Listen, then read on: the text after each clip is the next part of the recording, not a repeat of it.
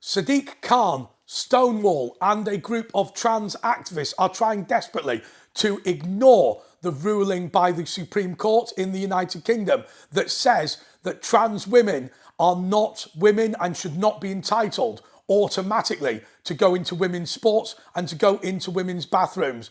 I am not somebody who is anti-trans. I think that anybody who's a taxpayer who hasn't committed a criminal offence should wear and do whatever they want. They only live once. But we also have a right, if we're women in this country, to have our spaces protected.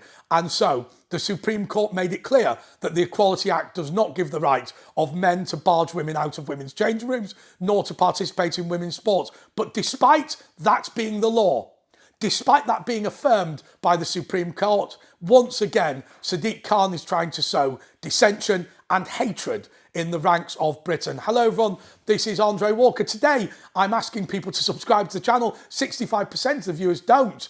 And of course, I'm at 145,000, so desperate to get to 150,000.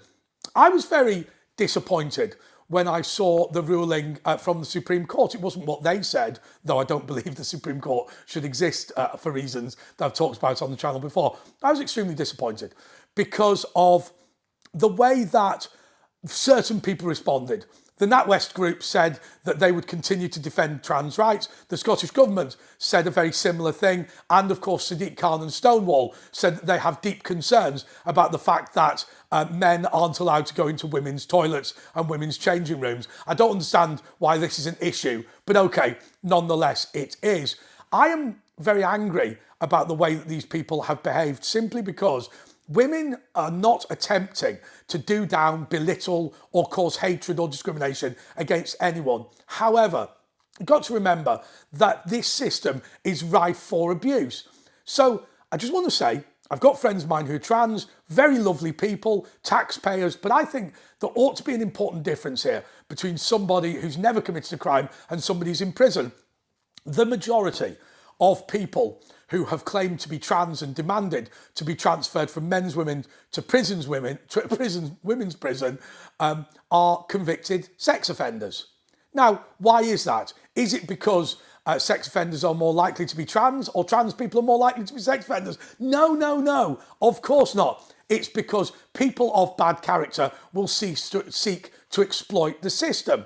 Similarly, if wearing a dress gets you into women's toilets, then of course there's going to be people who are going to exploit that loophole, who aren't trans, but nonetheless are going to attempt to use it anyway. Similarly, the stupidity that we ended up with in the Scottish prison and with Sarah Everard, and I'll tell you about both of them right now.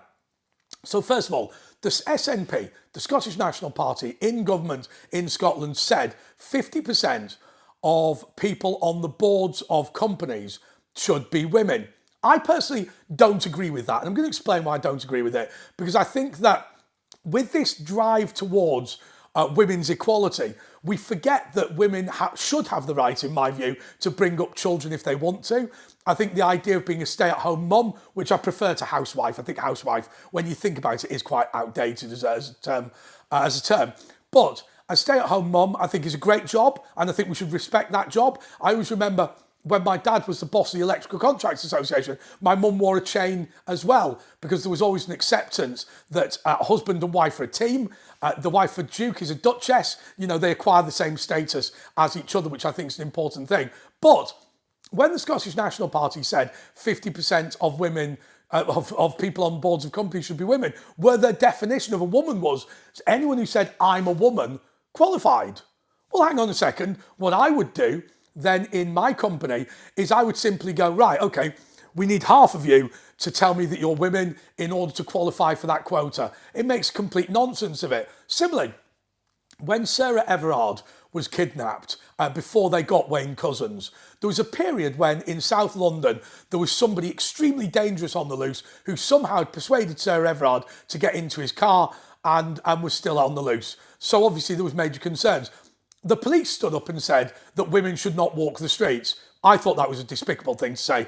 I think what the Metropolitan Police should have said is, we're uniforming up everyone and going down there and finding this guy, which is effectively what they did anyway. But they should have said that. They should have said women should be able to walk the streets. But what the SNP turned around, sorry, what the Green Party turned around and said was, they said, no, no, no, to make it safe, only women should be allowed to walk the streets. Adult men should not be allowed. Okay, well, you know what? It was a facetious comment. I understand why it was a facetious comment. I think if I was a woman, I'd turn around and say, no, no, no. If the problem is a dangerous man, it's not for women to stay at home, it's for dangerous men, or men to stay at home. I agree with that. But, okay, A, it was facetious, but B, what annoyed me was this.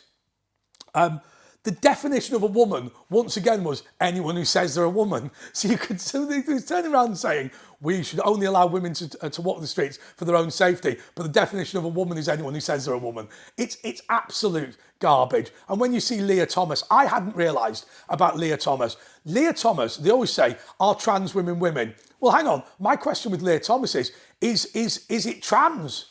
And I'll tell you why.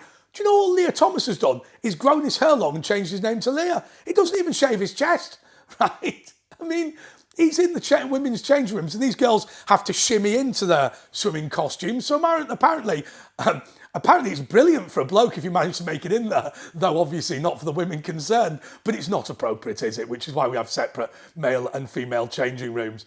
For Lia Thomas to be there, I think it is deeply unfair.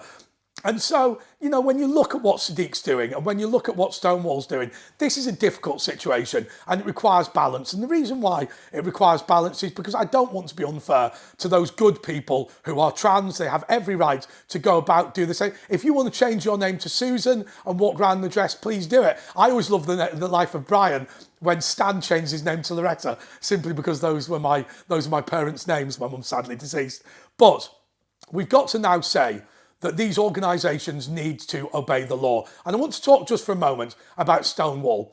I remember when the whole trans thing came about, Viscount Monkton, Christopher Monkton, said that he needed, said that what he wanted to do, said that the problem that always takes place with new social movements is that they're backed by intelligence services. He said, I believe the trans lobby is funded by a foreign intelligence service.